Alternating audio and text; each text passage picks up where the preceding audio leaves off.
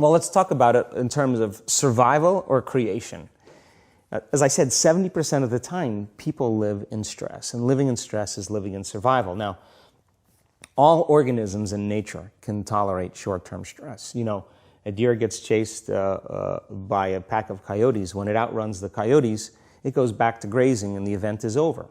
And the definition of stress is when your brain and body are knocked out of balance, out of homeostasis. The stress response is what the body innately does to return itself back to order. So you're driving down the road, someone cuts you off, you jam on the brakes, you may give them the finger, and then you settle back down and the event is over and boom, now everything's back to normal. But what if it's not a predator that's waiting for you outside the cave, but what if it's your coworker sitting right next to you? And all day long, you're turning on those chemicals because they're pushing all your emotional buttons. When you turn on the stress response and you can't turn it off, now you're headed for disease because no organism in nature can live in emergency mode for that extended period of time. It's a scientific fact that the hormones of stress downregulate genes and create disease, long-term effects. Human beings, because of the size of the neocortex, we can turn on the stress response just by thought alone. We can think about our problems and turn on those chemicals. That means then our thoughts could make us sick.